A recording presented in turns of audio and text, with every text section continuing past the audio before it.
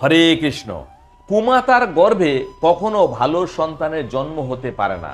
সমাজের মধ্যে আপনি দেখতে পাবেন যে সমস্ত নারীদের চরিত্রের ঠিক নেই, যে সমস্ত নারীরা পতিব্রতা না, যে সমস্ত নারীরা নিজের স্বামীকে সম্মান করে না, নিজের স্বামীকে সেবা করে না এবং পরপুরুষের সেবা করে, পরপুরুষের সাথে অবাধে মেলামেশা করে, এবং এমনও হতে পারে তার গর্ভের মধ্যে অন্য পুরুষের বীর্য স্থাপন হয়ে গেছে, তাহলে সেই গর্ভে যে সন্তান জন্ম হবে কোনো রকমে কি ভালো হবে?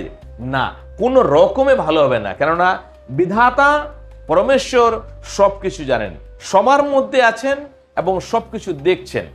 তাহলে যে সমস্ত সন্তান জন্মায়, যে সমাজের মধ্যে উচ্ছৃঙ্খল সৃষ্টি করে, সমাজের মধ্যে অশান্তির সৃষ্টি করে, তারা কখনোই কোনো ভালো মায়ের সন্তান না। সে স্ত্রী হতে পারে, সে পুরুষ হতে পারে, এর মধ্যে বাবার ভূমিকাও থাকতে পারে।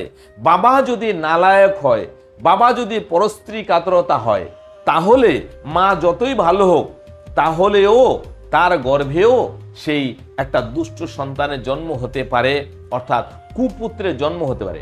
এই কুপুত্র কিন্তু না এই লোকে না পরলোকে কোনো লোকেই আপনাকে শান্তি দেবে না।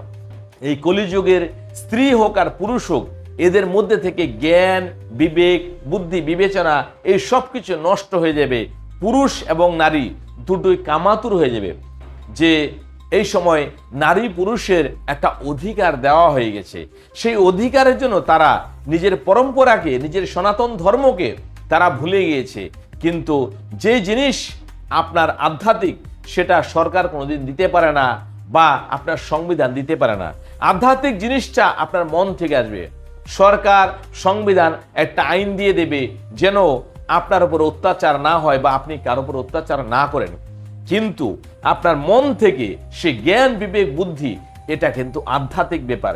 এটা যতক্ষণ আপনি উন্নত না করতে পারেন, তাহলে কিন্তু আপনার মনের মধ্যে কাম, ক্রোধ, লোভ জেগে থাকবে এবং আপনি ভালো স্ত্রী হয়েও আপনার স্বামীকে সম্মান করবেন না এবং আপনি ভালো পুরুষ হয়েও নিজের স্ত্রীকে সম্মান করবেন না।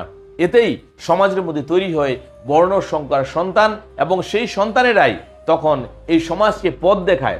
তাহলে যখন একটা বর্ণ সংকর সন্তান, যার বাবা মায়ের চরিত্র ঠিক নেই, তো সেই সন্তান বড় হয়ে যদি সমাজকে পথ দেখায়, তো সমাজ কোন দিকে যাবে? সে সমাজকেও তার দিকে নিয়ে যাবে, সমাজকে ভ্রষ্ট করে ছাড়বে।